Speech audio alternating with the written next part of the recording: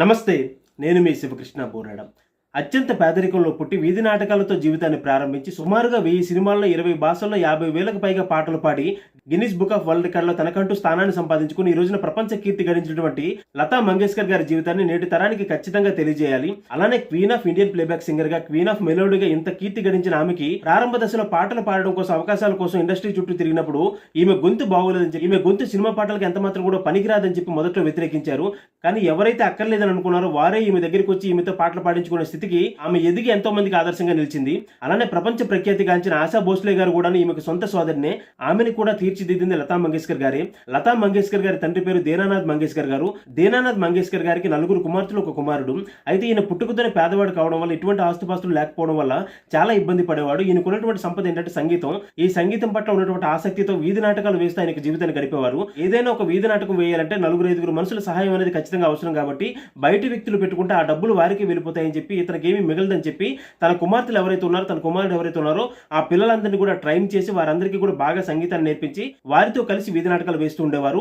అలా జీవితాన్ని గడిపేవారు. లతా మంగేష్కర్ గారి 13వ ఏట తండ్రి మరణించడంతో కుటుంబ పోషణ అనేది చాలా దీనస్థితికి వచ్చింది. అయితే ఈమె పెద్ద కుమార్తె కావడం వల్ల ఈ బాధ్యతలన్నీ కూడా ఆమెనే స్వీకరించాల్సినటువంటి పరిస్థితి వచ్చింది. అలాంటి పరిస్థితుల్లో ఆమె సినిమాల్లో పాటలు పాడడానికి గాను ఎంతో ప్రయత్నం చేసింది. మొట్టమొదటి ఆమెను తిరస్కరించినప్పటికీ కూడాను ప్రతిభ అనేది మనిషికి ఖచ్చితంగా ఏదో ఒక రోజున అవకాశం కల్పిస్తుంది.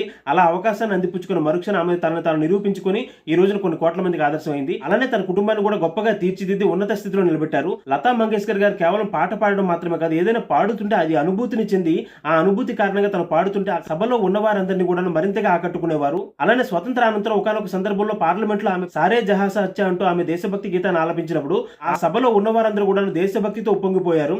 అలానే మరొక సందర్భంలో చైనా భారతదేశం మీద దాడి చేసినప్పుడు ఆమె బాధతో పాడినటువంటి ఒక సంగీత కచేరీలో అక్కడ ఉన్నటువంటి నెహ్రూ గారు కూడా ఆ యొక్క పాటను విని ఆయన కూడా కళ్ళ వెంబడి నీరు పెట్టుకున్నారు. ఆయనతో పాటుగా సభలో ఉన్న వారందరూ కూడాను కళ్ళ వెంబడి నీరు పెట్టుకున్నారు. అంటే అంత గొప్పగా అనుభూతి చెంది, ఏదైనా ఒక పాట పాడుతుంటే కేవలం నోటితో కాకుండా తను హృదయాంతరాల్లో ఆ యొక్క పాటను అనుభూతి చెంది అంత గొప్పగా పాడారు. కాబట్టి ఈ రోజు 2 కోట్ల మందికి ఆదర్శంగా నిలిచారు.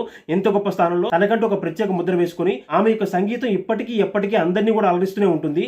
ఆమె కేవలం పాటలు పాడడం మాత్రమే కాదు, నటిగా, గాయనిగా, రాజ్యసభ సభ్యునిగా, అదేవిధంగా నిర్మాతగా కూడాను అనేక రంగాల్లో ప్రతిభ కనబరిచి ఈ రోజున మనందరికీ ఆదర్శంగా నిలిచారు. అలానే ఆమె యొక్క ప్రతిభకు గాను అత్యంత కీలకమైనటువంటి అవార్డులు ఎన్నింటిని సంపాదించుకున్నారు. ఆమె యొక్క ప్రతిభకు గాను ఫిల్మ్ఫేర్ అవార్డు, అలానే దాదాసాహెబ్ ఫాల్కే అవార్డు, అదేవిధంగా పద్మభూషణ్, పద్మ విభూషణ్, అంతేకాకుండా భారతదేశంలో అత్యున్నతమైనటువంటి పురస్కారమైనటువంటి భారతరత్నను కూడా ఆమె కైవసం చేసుకున్నారు. అత్యంత పేదరికం నుంచి వచ్చి కొన్ని కోట్ల మంది అభిమానులు, అలానే అనేక అవార్డులను సంపాదించుకుని ఈ రోజున మనందరికీ ఆదర్శంగా నిలవడానికి ఆమె ఎంత కష్టపడ్డారో ఆ కష్టాన్ని పిల్లలకు తెలియజేద్దాం.